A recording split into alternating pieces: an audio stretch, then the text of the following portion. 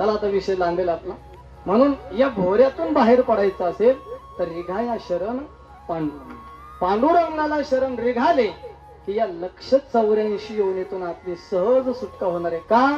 कारण या भवसागरातून पलीकडे नेणारा नावही तोच आहे आणि नावाडीही तोच आहे. तारू भला पांडुरंग आणि पाव भिजवून येदी अंग. तो भगवान परमात्मा सहज आपल्याला भवसागरातून पैल तीराला घेऊन जातो. नव्हे नव्हे त्याने प्रतिज्ञाच केलेली आहे. जो मला शरण येईल, जो माझ्या मार्गामध्ये येईल, मी त्याचा 100% उद्धार करणार. मला वाटतं 7व्या अध्यायातील काही श्लोक असेल, 12व्या अध्यायातील, तेषामहं समुद्धरता मृत्यू संसार सागरात भवानी चिरात मैया वेशीत चेतसां. 12व्यातला 7वा आहे का? बरोबर ना? तुम्ही हा म्हणा बाकी पण इथं जाणकार आहे बरं का सगळे. म्हणून सज्जनांनो, तेषामहं समुद्धरता मृत्यू संसार सागरात. या संसार रूपी सागरातून मी त्याला पलीकडे घेऊन जाणार आहे, त्याचा उद्धार करणार आहे. कुणाचा? जो मला शरण आला. येतु सर्वानी कर्मानी मयी संन्यस्य मत्पराः अनन्येनैव योगेन मां ध्यायन्त उपासते. जो अनन्य होऊन मला शरण आला, 100% तेषाम अहम समुद्धरता, अहम तेषाम समुद्धरता, मी त्याचा उद्धार करणार आहे. भगवंताने केलेली प्रतिज्ञा आहे. जो मज होय अनन्य शरण, त्याचे निवारी मी जन्म मरण या लागे शरणागता. शरण्य मीच एकू. आणि मीच एक म्हणजे भगवान परमात्मा शरण जाण्याला योग्य आहे. म्हणून तुकोबर आहे सांगतात, रिघा या शरण पांडुरंग. पांडुरंगाला शरण रिघा. आणि त्याला जर शरण रिघाले तुम्ही, तर मग हे जे आपल्या पाठीमागे लागलेलं आहे काय, मरण आणि जन्म. ज्या दिवशी जन्म त्याच दिवशी मरण आहे. उपभला पिंडा मरण सांगा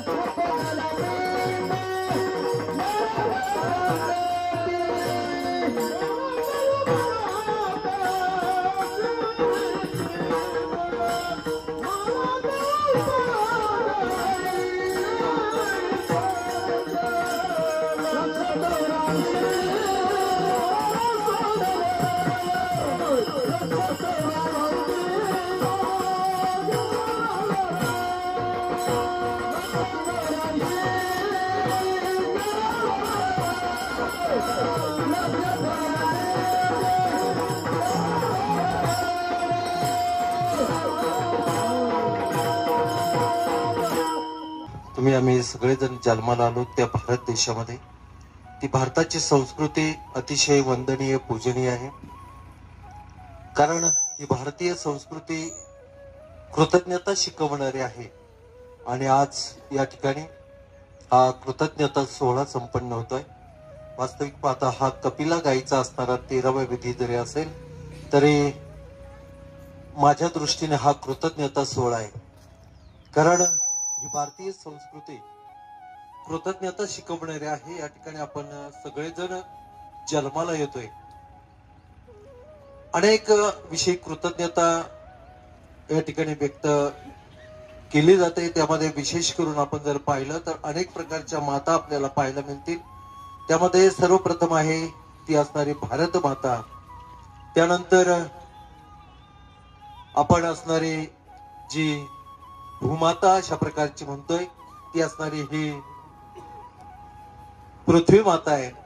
त्यानंतर आपली असणारी जन्म देणारी जन्ममाता आहे आणि असणारी ही गोमाता आहे. यांच्याविषयी विशेष करून हा कृतज्ञता व्यक्त करणारी आपली ही भारतीय संस्कृती आहे. म्हणून आज आपला असणारा हा गोमातेचा कृतज्ञता सोहळा या ठिकाणी संपन्न होतोय या धाडगे परिवाराच्या वतीने. वास्तविक पाहता आपण जर पाहिलं तर विशेष करून गोमाता जर पाहिली आपल्या हिंदू धर्मामध्ये पवित्र मानलं जातं गोमातेला. कारण 33 कोटी देवतांचं वास्तव्य गोमातेच्या ठिकाणी असतं आणि म्हणून ही गोमाता आपल्याला वंदनीय पूजनीय आहे.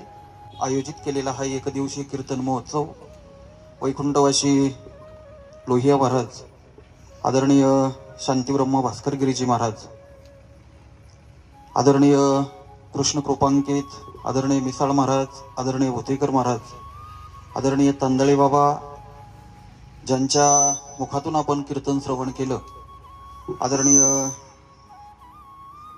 संपूर्णानंद सरस्वतीजी महाराज, आदरणीय पुरे महाराज, सन्माननीय सर्व गायक वादक गुणीजन मंडळी, उपस्थित माता भगिनी पुरुष मंडळी. मी सुद्धा जास्त बोलत नाही, एका वाक्यात बोलतोय. पुरे महाराजांनी सांगितलंय कृतज्ञता. या देशामध्ये डसणाऱ्या सापाची सुद्धा पूजा केली जाते. एवढा हा देश कृतज्ञतापूर्वक प्रत्येकाचा सन्मान करतो.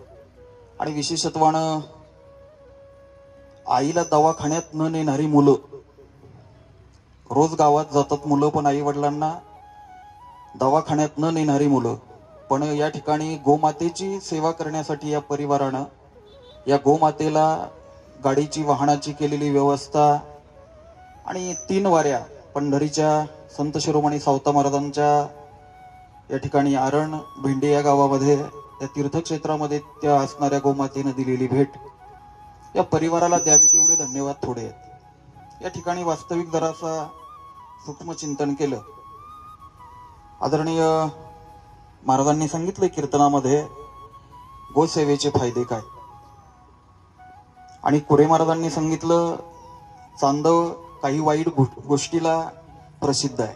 दोन्हीचा समन्वय लावून देतून थांबतो. तुम्ही कुरे महाराज म्हणले तेही खरं आहे. आणि या गावामध्ये वर्षात महाराज 23 सप्ताह आहेत, म्हणजे 12 दुने 24 होतील, महिन्यात 2. आणि मला वाटतं या गावामध्ये एकही दिवस, आदरणीय डॉक्टर साहेबांना म्हणजे सांगतोय, या गावात एकही दिवस असा उगवत नसेल की या गावात टाळ वाजत नाही. आणि म्हणून ही सर्व असणारी आदरणीय लोहिया महाराजांची कृपा, साधू संतांचं नंतरच सर्व या गोष्टी आहेत. गोमातेच्या बाबतीत जर बोलायचं ठरलं, आमचं गाव व्यवहारात पक्क आहे, कारण आम्ही घोडेगावला शेजारी आहेत. सध्या गिर गाईचं गोमूत्र 75 रुपये लिटर अर्क काढून विकतंय बरं का. फायद्याचं सांगतो तुम्हाला. मी आता येताना योगायोगानं 13व्याला गाईच्या 13व्याला येत होतो आणि ती बोलू नये, सत्कर्म बोलू नये, पण एका गाईचा जीव वाचून आलो. एक जणाला घेऊन दिली, ती तिकडच चालली होती. म्हणजे ही योगायोगाच्या गोष्टी आहेत, हे बोलू नये असो. आणि म्हणून इथून पुढं प्रत्येक शेतकऱ्याला विनंती आहे, कमीत कमी चांद्यातल्या तरी महाराजांच्या सर्व महात्म्यांच्या साक्षीनं सांगतो, हजारो जर्सी गाई पाळा, आम्हाला काही देणं घेणं नाही, पण निदान आमची एक गावरान गाय त्या तुमच्या गायामध्ये असू द्या, ही काळाची गरज आहे. नाही तर आपल्या दशक्रिया विधीला गोमूत्र विकत आणावं लागेल आणि ते गायीचंच असेल याची गॅरंटी नाही. आणि म्हणून या गोमातेची सेवा या परिवारानं केली, त्या परिवाराला धन्यवाद देतो. आणि पुनश्च या परिवाराच्या हातून अशीच गोमातेची सेवा घडत राहावी ही सदिच्छा या निमित्ताने व्यक्त करतो आणि थांबतो. रामकृष्ण. पूर्ण ब्रह्मपरानंदमेशम आनंदी वल्लभम. आज गोमातेच्या 13व्या विधीनिमित्त या धाडगे परिवाराने हा कार्यक्रम या ठिकाणी आयोजित केलेला आहे. आदरणीय संपूर्णानंद महाराज यांनी अतिशय सुंदर कीर्तन सेवा या ठिकाणी केलेली आहे. त्यांच्या अंतकरणातली कृतज्ञता त्यांच्या गुरुजींविषयीची त्यांनी आपल्या सर्वांच्या समोर प्रगट केली. भुतेकर महाराज, त्यांचं नाव पंडित आहे, म्हणजे फक्त नावच पंडित आहे असं नाही, ते खरोखरच पंडित आहेत. मी सुद्धा त्यांच्याकडे वृत्ती प्रभाकरातलं 3रं प्रकरण ऐकलेलं आहे, शब्द प्रकरण. म्हणजे स्वामींकडे ऐकत होतो, तुंतुनी महाराजांकडे. आणि ते नागपूरला गेले कार्यक्रमाला म्हणून महाराजांच्याकडून तिसरं प्रकरण ऐकायला मिळालं. म्हणून मला त्यांचं पांडित्य माहिती आहे.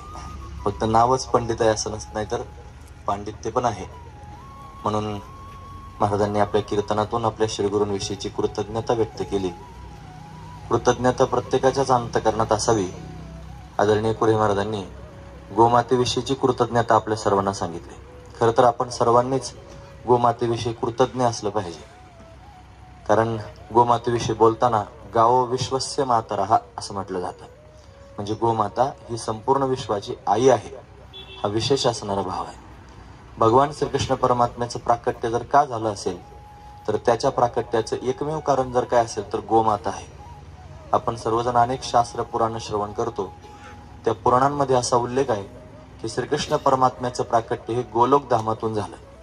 गोलोक धाम अतिशय दिव्य असणारं धाम आहे आणि ते गोमातेचं धाम आहे.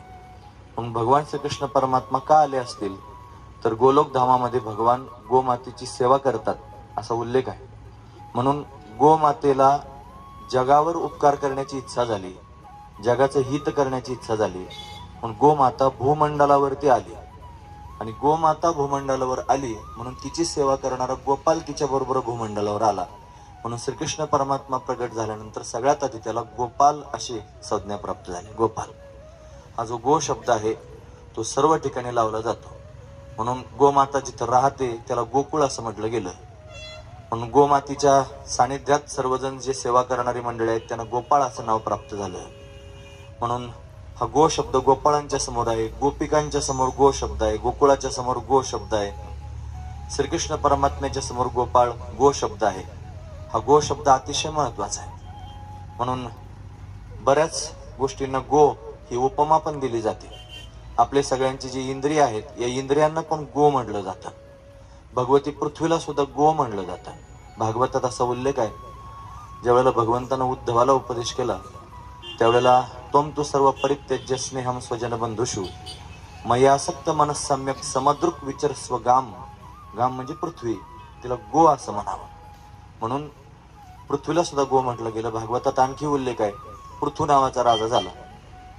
या पृथ्वीराजाने पृथ्वीचं दोहन केलं. कशानं केलं असेल तर अनेक प्रकारानं, म्हणजे ऋषीमुनींना वत्स बनवून आणि पृथ्वीला त्याने अशा पद्धतीने गो समजून तिचं दोहन केलं. ती सुजलाम सुफलाम झाली. म्हणजे गो हा शब्दच अतिशय वजनदार आहे, गो हा शब्दच अतिशय महत्वाचा आहे आणि पुण्यप्रद आहे. मग गोमातेची सेवा ही निश्चित जीवनामध्ये पुण्य प्राप्त करून देणारी आहे. आणि ती आपली आई आहे, ती सर्वांवर कृपा करणारी आहे. मग कीर्तनात महाराजांनी सांगितलं, आज आध्यात्मिक पारमार्थिक या दृष्टिकोनातून जर गोमाता सांगायला सुरुवात केली तर लोक आपल्याला बावळट समजतात. खरंच म्हणजे तुम्ही म्हणले तिच्या 33 कोटी देव राहतात, मग तिच्या अशी पूजा करा, तिच्या पायात असा देव आहे, शिंगात असा देव आहे, खांद्यात असा देव आहे, मग लोक म्हणतात तुम्ही बावळट आहात. आता ते म्हणतच राहतील, फॉरवर्ड झालेले आहेत सगळे, त्याला आपण काही करू शकत नाही. इथं फक्त जो श्रद्धावान आहे तोच याच्यावर विश्वास ठेवू शकतो. म्हणून आज गोमाता जर सांगायची असली तर जरा वेगळ्या अंगानं सांगायची गरज आहे. महाराजांनी ते पण मग सांगितलं. माझं लांबत तर नाही जास्त बोलणं. हा म्हणून गोमाता वेगळ्या अंगानं आपण सांगितली पाहिजे. म्हणजे काय, वैज्ञानिक दृष्टिकोनातून सांगितली पाहिजे. ते पण महाराजांनी सांगितलं.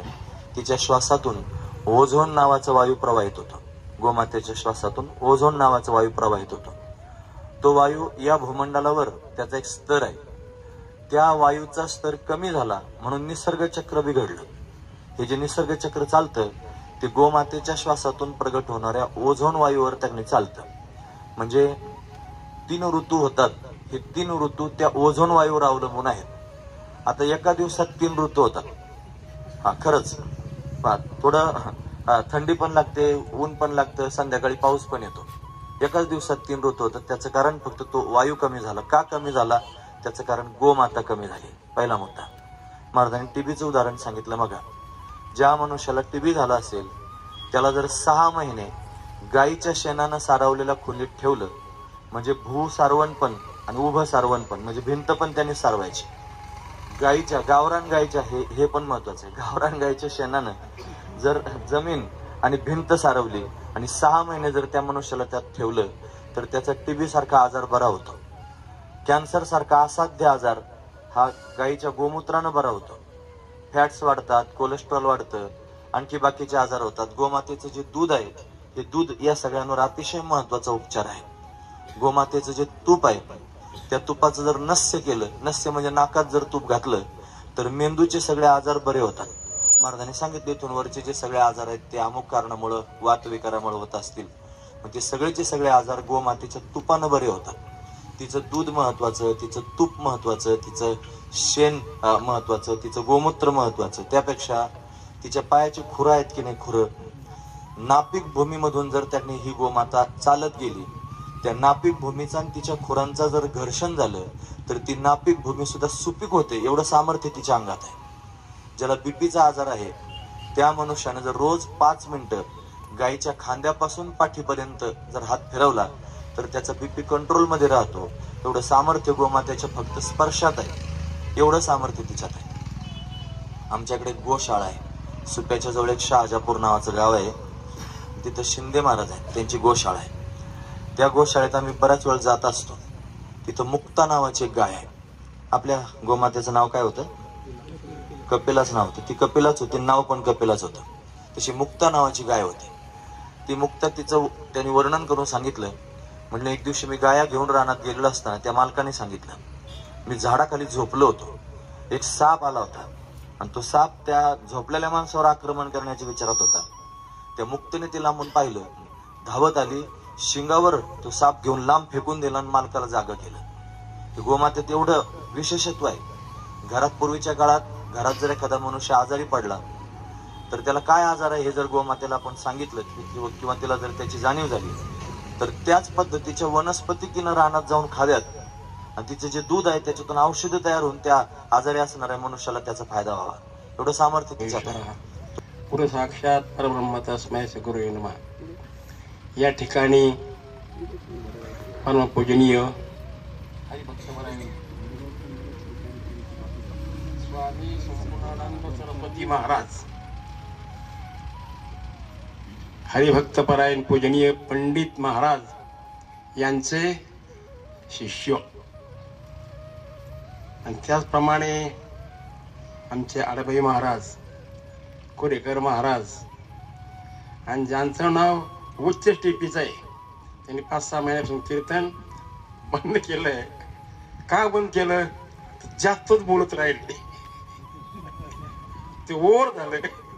असं कृष्णा मागणे आमचे हरिभक्त मिसाळ महाराज, त्यांचं भागवत मी बऱ्याच ठिकाणी ऐकलं.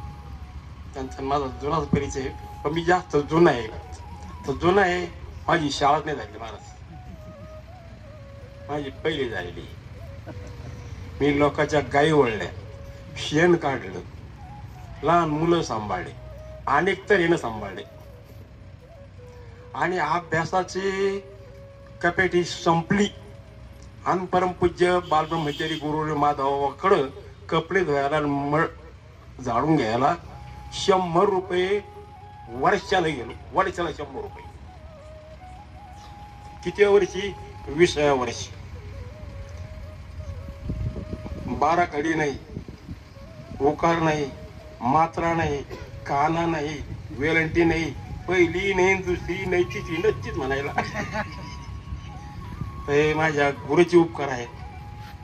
त्याने अंकल्पी घेतली, मला बोलतं केलं आणि गीतेचा एक श्लोक आहे, नव किंचित करून येते युक्त मुक्त. हा श्लोक मला 15 दिवस गेला. गीता किती दिवस गेल्याच नाही पाहतो मी. त्या चांगल्या चांगल्या महात्म्याच लोहे महाराजांच्या फडावडले मी परमपूज्य बालब्रह्मचारी गुरु माधवबाबांची कीर्तन ऐकली, हरिभक्त माणिकबाबांची कीर्तन मी ऐकली, येडशिकरांची कीर्तन मी ऐकली. आणि चांदेकराचा फड हा प्रसिद्ध फड लोहिया महाराज, बंकड स्वामीची मालिका लोहिया महाराजांनी काढली तर तिच्यामध्ये चांदेचं नाव आहे. चांदेकर भजनी मंडळ नेवासा तालुक्यामध्ये भजनी सुद्धा अग्रसर होते. सारे भजनी मी पाहिले. मनोहर कर्डिले पाहिले, त्रिमक शेळके पाहिले, काशीनाथ पदरी पाहिला, लक्ष्मण पाहिला, बुवासाहेब जावळे पाहिले, बुवासाहेब दातोंडे पाहिले. बाबांचे कीर्तन व्हायचे, फाडावर व्हायचे, इथे व्हायचे. पण त्या बाबांचे माझे गुरुवर्य बालब्रह्मचारी माधव बाबा आणि त्याच्यामध्ये आता दुधात साखर गाडगे परिवार, या गाडगे परिवाराला जेवढा धन्यवाद द्यावा तेवढा थोडाच आहे. एक महाराज मिळणं अवघड. आज इथं तुम्ही 9-10 महाराज आणले, एक एक होणी बळी रे असे महाराज आहेत. भुतेकर महाराज, आडभाई महाराज, आमचे मिसाळ महाराज आणि तुमचे सरस्वती स्वामानंद महाराज. काय वकृत, काय मस्त आहे. त्यांच्याकडे 10-5 मुलं आहेत, माझ्याकडे 10-5 मुलं आहेत. ज्यांना कोणाला आईच नाही, कोणाचा बापच मेलेला आहे. आणि आता जास्त सांगू का, ते बाप म्हणे ते लायकीचे नाही असे बोल माझ्याजवळ वाचत होता. हा आणखीन 2-4 आहेत. मला काही येत नाही. मला भजन येतंय, एवढा पाकात व्हायचं येत होता आणि चाली वगैरे म्हणत होतो. मग चाली कोणते म्हणत होतो, आहे नाही आता नाही म्हणत नाही चाल. त्याला जुन्या चाली म्हणायचे लोक, जुन्या त्या चाली. परमपूज्य माधवांचं गाव, निमगाव, नारणवाडी असे प्रसिद्ध गाव होते. रोपा आता लोचनी म्हटलं का तर येगळी ठेवायपर्यंत मध्ये बंद नाही व्हायचं.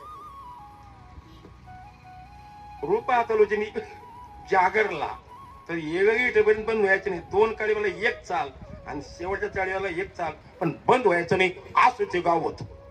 कोणतं? माधव बाबांचं. आणि त्या ठिकाणी आपलं झाडून झुडून घेऊन कपडे धुवून आणि बाबांचा आशीर्वाद मिळाला. आणि या ठिकाणी गाडगे परिवार यांचा सुद्धा चांगला परिचय मला झाला. आपले नानासाहेब गाडगे आहेत तिथं, त्याच परिवारातले हे घटक. तर त्यांनी ते खेकडा मशीन घेतलं. काय घ्यायचं, काय चालू होते, गिरमिट. हा, मग त्या गिरमिटच्या उद्घाटनला मला बोलवलं, सुनीलगिरी महाराजाला बोलवलं. पण सुनीलगिरी महाराज बोलवलं नाही, बाबांच्या हस्ते उद्घाटन करायचं. मग आमचं तिथं वॉल कॉम्पाऊंडचं काम निघालं. तर गाडगे परिवाराने ते गिरमिट घ्यायचं मशीन तिकडे पाठवलं, ड्रायव्हर पाठवला, गिरमिटचे खड्डे घेतले आणि पुन्हा मला मदत केली. तेल नाही घेतलं, भाडं नाही घेतलं. असा हा गाडगे परिवार आणि परोपकारी आहे. आता परोपकार काय आहे, आता गोमातेची सेवा करणारा हो, आईची कोणी सेवा करीत नाही हो. आणि त्यांच्या नशिबाने त्यांना आंदन गाय, कपिला गाय पावन झाली. आईला कोणी तीर्थाला न्यायला तयार नाही, पंढरीला बापाला कोणी न्यायला तयार नाही. आणि या गोमातेला, कपिला आईला आणि 3 बाऱ्या आणि पंढरीची वारी केली, चंद्रभागेचं स्नान घातलं. आणि हे पुण्य त्यांच्या पाठीमाग तर त्यांना कधीच कमा पडणार नाही. म्हणून हा आदर्श आहे आणि सर्व समाजाने घ्यावा, परिवाराने घ्यावा. आणि हे जरी नाही जमलं, आमच्या मिसळवाला सांगितलं, त्या निमित्ताने तुम्ही एक डबडं करा आणि त्या डबड्यामध्ये रोज आपले 2 रुपये 5 रुपये किती टाका. आणि ते भरलं का, ज्यांच्याकडे गायी आहेत तर त्या गायीला अर्थानं देता आणि चारा द्या. विश्वास असेल तर अर्थ द्या, नसलं तर चारा द्या. कमीत कमी हे तरी करा. बाबा मला गाय आलं तर 2. आणि या नव्या आश्रमात, त्या आश्रमात आता मला झाली 7.5 वर्षी, 8 वर्ष जागा घेतली झाली. 2 गाया आल्या. मी गाया त्या पाळणारा दिल्या. म्हणलं आता पोरं सांभाळू का गाया सांभाळू. पण माझा गायीवर मी रोज बाबा गायीचं गुमतर घेतो. माझी आंजीपेक्षा झालेली, मला दम लागतो. आता गुडघे गेले आणि देणं ते राहत नाही. माझं याडाकडे मोबाईल मग ते दिसत बी नाही, ते तिथंच राहिले. आणि ते पोरं काढ लागत भाई कोणाचं आहे भाऊ. मला तिथं एक डोळाच नाही मला लहानपणापासून. आणि याचे 3, 4, 9 वारा झाले पाहून पाहून. तेव्हा गाडगे परिवाराने जा हा उपक्रम आणि गोमातेच्या तेराव्या निमित्ताने केला. जेवढा धन्यवाद द्यावा तेवढा थोडा आहे. तर प्रत्येकाने हा आदर्श घ्यावा. या ठिकाणी जास्त काय बोलत नाही. ते कीर्तनकार बाबांनी सांगितलं तर बाबा तर 3-3, 4-4 तास बोलायचे, पण कंटाळा येत नव्हता. अशी कथा बाबांची. कोणाची? मिसाळ महाराजांची. म्हणून मिसाळ महाराजांचं दर्शन झालं, पंडित भुतेकर महाराजांचं दर्शन झालं आणि सरस्वती महाराजांचं दर्शन झालं, आडवाईचं दर्शन झालं, कोडीकर महाराजांचं दर्शन झालं. अथवा सर्वांचं दर्शन झालं. कोणाच्या निमित्ताने? तरी गाडगे परिवाराच्या निमित्ताने. असा आदर्श घ्या आणि त्या गोमातेची सेवा करा. त्या गोमातेचे इतकं मग तो बाबांनी सांगितलं शिल्लकच काही ठेवलं नाही मला सांगाय करता. पण ते अंमलात आणा आणि त्या गोमातेची सेवा करा, आई वडिलांची सेवा करा, साधू संतांची सेवा करा, धर्मग्रंथाचं वाचन मनन चिंतन करा आणि आपण आपल्या जन्माचा उद्धार करून घ्या. गाडगे परिवाराला धन्यवाद. भोगरचना, निद्रा, समाधी स्थिती, संचार, पदयो, प्रदक्षिण, विधी, स्तोत्र आणि सर्वागिरो यद्यत् कर्म करोमि तत्तत्खिलम शंभो तवानाधीनम. या ठिकाणी आपण सर्वजणच आवर्जून या 13व्याच्या विधीच्या निमित्ताने उपस्थित झालात. आता वास्तविक असा आहे, नोहे दास खरा परी हा झालासे डांगोरा. सर्वांनीच या ठिकाणी गोमातेचं अगदी तोंड भरून शास्त्रानुसार वर्णन केलेलं आहे. परंतु हे जे सर्व आपल्याला करायचंय हे कशा करता करायचंय, तर आतापर्यंत बोलण्यातून निघालं बा आपल्याला यातून पुण्य संपादन होईल, आपला धर्म त्या ठिकाणी रक्षण होईल म्हणून आपण सर्व करायचंय. परंतु केवळ पुण्य आणि धर्म आपल्याला रक्षण व्हावं याच्या करताच हे करायचं असं नाहीये. तर या रक्षणातून आपल्याला आपल्या स्वस्वरूपाच्या प्राप्तीकडे जायचंय. आणि स्वस्वरूपाच्या प्राप्तीकडे जात असताना हा जो विश्वाभास आहे, हा विश्वाभास आपल्याला प्रतिबंध करतो.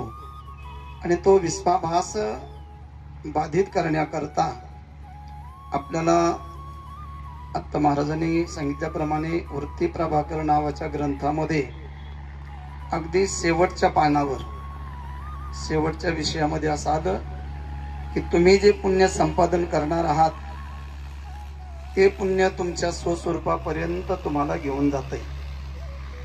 मध्ये जे काही प्रतिबंध येत असतात त्या प्रतिबंधाची निवृत्ती सुद्धा ते पुण्यच करतं. आणि कीर्तनात सांगितल्याप्रमाणे जे महावाक्य आहेत 4, त्या महावाक्याचा वाच्यार्थ लक्षार्थाचा विचार करून देणारे सद्गुरू सुद्धा तुम्हाला त्या पुण्यानेच भेटतात. कारण आता प्रत्येकाची बुद्धिमत्ता जशी असेल त्याप्रमाणे सांगता येत नाही. ज्याचा जसा अधिकार आहे त्याप्रमाणे ती माणसं बोलत असतात. कोणाचं चुकीचं आणि कोणाचं बरोबर आहे हे पाहण्यापेक्षा माझ्या उद्धाराकरता मला काय करता येईल हे पाहणं नेहमी गरजेचं असतं. मी नेहमी अनेक ठिकाणी सांगतो, आपण किंचित एखादं वाक्य जर कमी जास्त बोललो तर त्याच्यावर माणसं भव करतात आणि अर्थाचा अनर्थ करतात आणि एकमेकाचा द्वेष करतात. द्वेषाने काही घडत नाही. म्हणून माझा अनुभव असा आहे नेहमीचा की ज्या ज्या वेळेला आम्ही काही महाराज मंडळ एकत्रित येतो तर माझं पहिलं त्यांना हेच सांगणं असतं की बाबा वैयक्तिक तुमचं माझं पटत नसेल, मला तुमचा स्वभाव पटत नाही, तुम्हाला माझा स्वभाव पटत नाही, परंतु आपण ज्या संप्रदायामध्ये आहे त्या वारकरी संप्रदायाचे जे आदरीव आहे की ज्यांनी स्वतः भगवान शंकराचार्याचा अवतार धारण केला, 4 पीठ स्थापन केले, धर्माचं रक्षण केलं, त्या परंपरेत तुम्ही आम्ही सर्वजण आहोत. कारण शंकरम शंकराचार्यम आता हे सर्व श्लोक तुमच्या पाठ आहे. आणि म्हणून भगवान शंकरापासून हे शांकरी तत्वज्ञान अगदी परंपरेनं या मुखातून त्या कानात, त्या कानातून परत मुखातून परत कानात, असं परंपरेनं हे तत्वज्ञान आपल्यापर्यंत आलेलं आहे. म्हणून आपण वेगळ्या वेगळ्या जरी फांद्या दिसत असल्या तरी आपल्या सर्वांचं खोड हे एकच आहे. म्हणून आपण सर्व खोडावर आधारित आहोत. आणि या ठिकाणी ही जी गोमाता आहे या गोमातेबद्दल सर्व जणांनी आपलं मनोगत व्यक्त केलं. परंतु माझा आणि यांचा संपर्क ज्या ज्या वेळेस आला सुरुवातीला त्यांनी सांगितलं, महाराज आम्हाला या गोमातेला पंढरपूरला न्यायचं. त्याचं एकच कारण म्हटले, आमची जी माता आहे की त्या आईने सांगितलं की तुम्ही मला वारीला पाठवलं, मला पंढरीच्या वाऱ्या घडल्या, परंतु गोमातेला कोण नेईल वारीला. तर त्यावेळेस 3ही मुलांनी सांगितलं, आई तू काही काळजी करू नको, आम्ही हिला दिंडीत घेऊन जाऊ शकतो. आणि त्यांनी त्यांचं उदारता दाखवली. दिंडीच्या कमिटीकडे ही मंडळी सर्व गेली, सर्वांनी होकार दिला. परंतु त्यावेळेस थोडी अडचण अशी दाखवली आम्ही, व दिंडीमध्ये एवढ्या लांब या गोमातेला पायाने चालवत न्यायचंय, वातावरण पावसाचं असतं, तिचं वय झालेलं आहे, रस्त्याने काही तिला त्रास झाला की आपल्याला त्रास झाला होत नसतो, पण आपले तर्क वितर्क. म्हणून त्यांना मी अशी विनंती केली की आपण दिंडीचा जो कालावधी आहे आषाढी वारीचा, त्या कालावधीमध्ये आपण गाडीमध्ये तिला व्यवस्थिशीर घेऊन आपण वारी करू शकता. त्याप्रमाणे त्या मातेने सुद्धा 3 वाऱ्या केल्या. वारी करून आल्याच्या नंतर मध्ये कोरोनाचे 2 वर्ष गेले आणि मला वाटतं 2-2.5 महिन्यापूर्वी ती थोडी आजारी पडली. या ठिकाणी बसलेली होती ती. त्यांचा मला फोन आला, महाराज एकदा तरी येऊन काहीतरी बघा, ती जाऊ नये अशी आमची इच्छा आहे. शेवटी तर नाविलाज आहे. आताच महाराजांनी सांगितलं की उपजल्या पिंडा मरण सांगा ते, त्याप्रमाणे जायचं कधी सांगता येणार नाही, पण इच्छा आहे. तुम्ही तरी या इथपर्यंत. इथं माझा पाठ चालू होता, मी पाठात इथं आलो, गोमातेचं दर्शन वगैरे घेतलं. म्हणलं आई साहेब काही दिवस तरी सेवा घडू द्या, त्यांची इच्छा आहे तर. आणि योगायोग असं झालं की दुसऱ्या दिवशी ती काय कधी उठून उभी राहिली कोणालाच माहिती नाही. उभी राहिल्याच्या नंतर 2-2.5 महिने परत तिची सेवा घडली. एवढी सेवा करत होती ही मंडळी की जसं लहान बाळाला सांभाळतो आपण, तिला 4-5 जणांनी उभं करायचं, तासभर धरायचं, परत तिने अंग सोडून दिलं का परत खाली ठेवायचंय, परत 2-3 तास झाले का परत तिच्या पायाला मुंग्या आल्या असतील, तिला त्रास होत असेल, परत 2-4 जणांनी यायचं, परत तिला उचलून उभं करायचं, गव्हाचा उंडा वगैरे असं तिला बळच खाऊ घालायचं. ती अंग धरत नव्हती, उभी राहत नव्हती. पण ह्या सर्व मंडळींनी, अगदी इथल्या महिला मुली, सर्व मंडळी, या परिसरातली मंडळी यांनी त्या मातेची खूप सेवा केली. आणि मला वाटतं बन्सी महाराज तांबे यांच्या पुण्यस्मरणाच्या दुसऱ्या दिवशी आम्ही रांजणगावला कार्यक्रमाला जात असताना सकाळी फोन आला. म्हणलं हे थोडं 15 मिनिटं जर अगोदर फोन आला असता तर आम्ही कीर्तना सुद्धा बसलो नसतो. पण आता नेमकं कीर्तनाच्या वेळेला तिथं गेलो आणि त्यांना आम्ही मार्गदर्शन केलं. त्याच्यानंतर हरिभक्तपरायण आळभाई महाराज हेही या ठिकाणी उपस्थित राहिले आणि भास्करगिरी बाबांना यांनी फोन केला.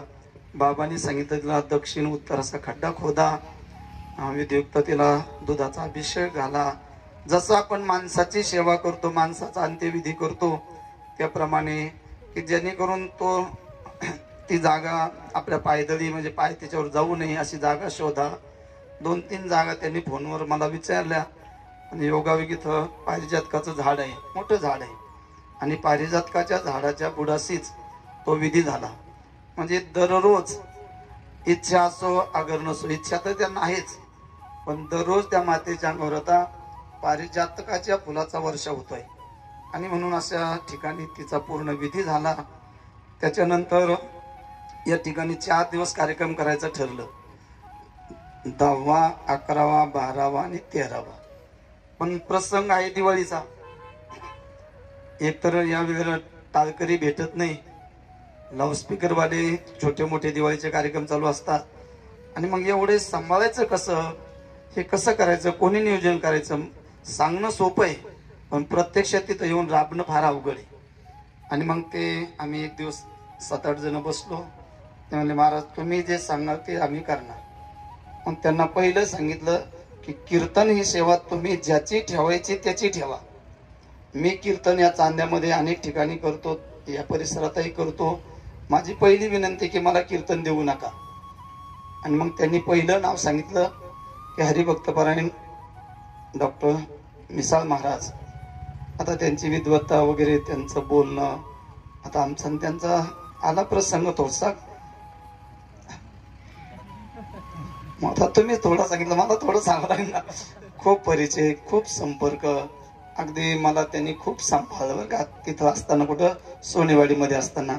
आता ते आम्ही 2 धडे जास्त शिकल्यामुळं ज्याच्या वेळेस आम्ही ज्यांच्याकडे शिकत होतो त्यांना काही अडचण आली की ते म्हणायचे बुतेगर तू पाठ घे, तू पाठ घे. म्हटलं की हे सकाळी 5ला तिथं यायचे, चासवर्ण सोनेवाडीला सकाळी 5 वाजता. आणि मग राहिलेलं काही चिंतन विचारसागराचं प्रभाकराचं आध्यात्मिक विषय शिकला पाहिजे. मी नेहमी सांगतो, प्रत्येक महाराजाला सांगतो, तुम्ही शिका आणि मुलांना शिकवा. कीर्तन कोणीही करतात महाराज. वैकुंठवासी हरिभक्तपरायण बाळकृष्ण महाराज भोंदे हे नेहमी 2-3 महाराज लोकांना सांगायचे, अरे नुसते कीर्तन करून बोंबलत फिरू नका. ही त्यांची भाषेवर बाबाची. मुलं तयार करा, मुलं. आता जसं महाराजांनी सांगितलं, गाय सांभाळा, नाही तर गोमूत्र आपल्याला भेटणार नाही, विकत घ्यावं लागेल. तसं कीर्तनकार सुद्धा तुम्हाला भेटणार नाही. हे गमती करणार लय भेटतील, तुमची स्तुती 1-1 तास करणार लय भेटतील महाराज. पाटील असेल, तुम्ही असेल, त्याने असं केलं, हे लय सांगणारे लोक आजकाल. पण तुम्हाला नीट रस्त्यावर लावणारे फार थोडे. तर ते बाबा सांगायचे, भोंदे बाबा, की बाबा हो, तुम्ही पाठ घेत फिरू नका, तुम्ही विद्यार्थी तयार करा. हे जर खोटं असलं तर अजून त्यांची धर्मपत्नी जिवंत आहे, ताईसाहेब, त्यांना जाऊन विचारा. म्हणून या परिसरात या ठिकाणी महाराजांचा आणि माझा संपर्क सोनेवाडीला खूप आला, आध्यात्मिक चिंतनाचा आला. त्यांनाही वेदांताचे खूप असे भूक आहे. परंतु आमचा सर्वांचा सिद्धांत एक आहे की ज्ञानोत्तर भक्ती करायला पाहिजे. भक्तीचे अगोदरही गरज आहे आणि ज्ञान झाल्याच्या नंतरही गरज आहे. या ठिकाणी आडभाई महाराज इथं प्रत्यक्ष उभे राहून जसं बाबांनी, देवगडच्या बाबांनी सांगितलं तसा विधी आणि महाराजांनी सांगितलं त्याप्रमाणे विधी या ठिकाणी संपूर्ण झाला. आणि विधी झाल्याच्या नंतर आम्ही सांगितलं, बा हे 4 दिवस जरा जड जातील तुम्हाला. दररोज एवढा मंडप द्यायचा, 500-600 लोकांचा स्वयंपाक करायचा, हे दिवाळीची वेळ आहे, प्रत्येकाच्या मागे धावपळ आहे. मग तुम्ही असं करा, दशविधी क्रिया हा प्रवराला करा. आणि त्यांनी ते ऐकलं. 10वा तिथं झाला, 11वा 12वा 2 दिवस मध्ये गेले आणि 13वा मोठा थाटामाटामध्ये. अगदी मी म्हणतोय 13व्याचं कीर्तनच नाही, हे आळंदी पंढरच्या ठिकाणी असणारं कीर्तन एक क्षेत्राच्या ठिकाणी. आताच बाबांनी सांगितलं, एवढे महाराज, बाबा वर बसले थोडे, याच्यापेक्षा हे सर्व महाराजच बरं का, याच्यात ते सर्व कीर्तनकार आहे. काही एक कीर्तन करून पुन्हा नसन केलं, पण कीर्तनकार आहे. असे कीर्तन याच्यात बरेच कीर्तनकार आहे की ही सर्व मंडळी विद्वान आहे. इकडे लहान लहान मुलं वगैरे. आणि आपण कीर्तन करतो हे पुरुष मंडळी, याच्यात नवल नाही. महिलांमध्ये सुद्धा याच्यात 2-4 जणी प्रवचनकार आहे, कीर्तनकार आहे. आणि बऱ्याच जणी असे की ज्यांच्या गीता संपूर्ण पाठ आहे. आम्हाला गीतेचा एक श्लोक नीट म्हणता येत नाही, पण याच्यात पाठ गीता पाठ असणारे मंडळी महिलांमध्ये, पुरुष मंडळीमध्ये. म्हणून तुम्ही सर्वांनी खूप आदराने सेवा केली गोमातेची. मी वारकरी संप्रदायाच्या वतीनं तत्वज्ञानाच्या वेळेस तत्वज्ञान सांगावं लागतं, पण आता ते वेळ नाही. नाहीतर महाराजांनी सांगितलं शब्द प्रमाण. खरंच प्रभाकरामध्ये सर्वात क्लिष्ट प्रकरण जर काय असेल तर 3रं प्रकरण आहे महाराज. खूप कठीण आहे. शब्दाचे किती प्रकार, आप्तवाक्यस्तो शब्द वगैरे वगैरे खूप लक्षणं आहे. आणि म्हणून ते कठीण प्रसंग महाराजांनी आम्ही मिळून त्याचं चिंतन केलेलं आहे. खूप क्लिष्ट आहे. ऐका, कधीतरी कुठं भेटला एखादा महात्मा सांगणार तर. म्हणून या ठिकाणी तुम्ही फार मोठ्या प्रेमाने हा उत्सव साजरा केला. महाराजांनी व्यक्त केली इच्छा, तुम्हाला अशीच एखादी कपिली गाय मिळो आणि त्या गोमातेची सेवा आपल्याकडनं घडो, अशी भगवंताला प्रार्थना करू. आणि आलेली जेवढी काही मंडळी आहे, खरंच तुम्हाला कोटी कोटी धन्यवाद आहे. कारण आम्ही 13व्याला जात असताना माणसं येतात, येत नाही असं नाही, पण जय विठ्ठल झाल्याच्या नंतर येतात. ती पण साधी येत नाही, ती जय विठ्ठल झाल्यावर येतात. आणि माईकवर या ठिकाणी जमलेली सर्व शोकांकित मंडळ, नालायक तू आला कशाला इथं, मी माझा डायरेक्ट खसका असतो. म्हणून बऱ्याच ठिकाणी आता माझ्या कीर्तन लोक येतच नाही, हे जेवायलाच येतात नंतर. अरे तू आला कशाला, तुला माईकवर. एका ठिकाणी असं घडलं महाराज बरं का, आता सर्व मंडळी महाराज मंडळी, जसं आता स्वामींनी 2 तास कीर्तन केलं तसं एका महाराजांचं कीर्तन झालं आणि जवळजवळ 25 महाराज खाली बसलेले होते. आला एक नालायक माणूस, एवढ्या खाली बोलू नये आपण, पण ज्याला काही माहितीच नाही कीर्तनात, तिथं कोणचं कीर्तन झालं काय झालं. त्यांनी सांगितलं की या ठिकाणी आताच आपल्याला महाराजांनी दुसऱ्याच महाराज नाव घेतलं की 2 तास आपल्याला खूप चांगलं सांगितलं आणि त्यांनी म्हणजे त्यांचा खूप अभ्यास आहे. अरे पण कीर्तन ज्याचं झालं त्याचं नाव घे ना. कीर्तन झालं ज्याचं, त्याचं नावही माहित नाही आणि तो महाराजही माहित नाही. जो माहित होता सांगितलं या बाळाने खूप छान कीर्तन केलं. आता तो त्या बाळाचा परिचय असला पाहिजे. ज्याचं कीर्तन झालं त्याचं तरी झालं म्हण ना. म्हणजे एवढ्या लोकांना माहित नसताना श्रद्धांजली व्हायला येता कशाला इकडं, तिकडं तर फाडा जात मग तिकडं जागा भेटन तिकडं. म्हणून ज्याला बोलायचं ना माईकवर त्यांनी पहिलं रामकृष्ण आधी भजन सुरू झालं का तेव्हा आलं पाहिजे. आणि मी तर आता सांगतो की प्रत्येक कीर्तनकारांनी नियमच करायला पाहिजे. जो रामकृष्णाला हजर आहे ना त्याला माईकवर बोलायला द्यायचं. नाही तर बोलणं लय काम आहे त्याला काही कामं नाही. त्याला फक्त असं वाटतं आम्ही नंतर आलो म्हणजे आम्ही मोठी दिसतो. आणि आम्ही त्याला सवय लावली, आले या बसा. इंदोरीकर बाबा सांगतो ना बसा बोकंडी. हे आमचा नालायकपणा आहे तो आमच्या महाराज लोकांचा. काही नाही, एक 2-3 कीर्तन असं खसकवलं का ते बरोबर रामकृष्ण आलेलंच येते. म्हणून आपणही सांगा तुम्ही उशीर आले ना बसा बसा बसा बसा. हे टाळकरी असो विदाऊट टाळकरी आला का ते रामभाऊ महाराजांचा नियम धरला. रामभाऊ महाराज राऊत विदाऊट आला ना किती गुणवान असला बेस काय असं आपल्याला ते करावं लागलं. हे टिकवलं पाहिजे. टिकवायचं असलं तर त्याला राग येईन तर दुसऱ्या वेळेस कपडे घालून ये, त्याला काही बिघडत नाही. हे खसकवलं पाहिजे कोणीतरी. महाराज खरं सांगणारी माणसं राहिले नाही लोक. आणि जो खरं सांगणार ना त्याला टायर खाली घालायचे लोक प्रयत्न करतील. त्यांना कधीच घाबरायचं नसतं. महाराज नुसतं म्हणायचं नाही मागे पुढे उभा, म्हणायचं नाही, हे अनुभवायचं असतं. म्हणून या परिवाराने खूप सेवा केली. बोलणे आता मला संघ बोलायची सवय नाही. ज्या ज्या वेळेला असे काही प्रसंग येतात ना महाराज त्यावेळेस असंच बोलावं लागतं. एकदा नागपूरला फार धर्मावर ग्लांडर आलत, फार हानी आलती. आणि आम्ही सोनेवाडीला शिकायला होतो. स्वामीला तिथून आमंत्रण आलं की धर्माबद्दल बोलायचंय आणि फार मोठं वातावरण ताईट झालेलं आहे. तर आम्ही 10 विद्यार्थी होतो, 10-11 विद्यार्थी. तर गुरुवर्य मारुती महाराज तंतुने या सर्व विद्यार्थ्यांनी माझी त्यांनी परीक्षा केली का काय केलं काय माहिती. मला म्हणले भुतेकर तुम्ही चला माझ्यासोबत. नागपूरला ज्यावेळेस माईक करू असं बोलायला लागलो ना ते म्हणे हे बापालाच गरम दिसतो. गरम नाही महाराज, जिथं बोलावं लागतं तिथं बोललंच पाहिजे. नाही तर तुम्हाला सांगतो आता सध्या आज बऱ्याच जणांच्या व्हॉट्सअपला युट्यूबला बातमी आहे भजन बंद करावं लागलं. भजन कुठली बातमी आहे? नुसते कीर्तन करून जमन काय? भजन बाबा भजन बंद कर, शहाणपणा करू नको, थांब. ही परिस्थिती उद्या तुम्हाला कीर्तन करायला सुद्धा परवानगी घ्यावं लागेल. तिथं डिपार्टमेंटची माणसं उभी करावं लागतील मग कीर्तन करता येईल. ही परिस्थिती येऊ नये म्हणून आपणही जरा खंबीर राहिलं पाहिजे. काही लोक म्हणते महाराजाला काय करायचं, महाराजाला काय करायचं, आमच्या अंगावरचे कपडे काढून घेतात. हे बोलावं लागणार आहे आपल्याला, एकत्र द्यावं लागणार आहे. महाराजांनी सांगितलं गोमातेचं खरंच बऱ्याच महाराज लोकांच्या पोरांनी गाय ऐकल्या खाटकाला. त्याचे बाप कीर्तन करत होते आणि पोरांनी गावरान गाया खाटकाला ऐकल्या खाटकाला. आता महाराजांनी सांगितले काय चुकीचं आहे म्हणून गाया विकू नका. कालांतराना आज जरी माझ्या वाटत असेल महाराजांनी सांगितलं कालांतराने दिवा सुद्धा लावायला माणूस राहत नाही. ध्यानात ठेवा, दिवा लावायला आज माझ्या वाटते आपल्याला गाय विकताना, पण याची गरज आहे महाराज. आणि म्हणून या कुटुंबाला धन्यवाद देतो आणि या ठिकाणी थांबतो. सर्वांनी उभं राहायचंय.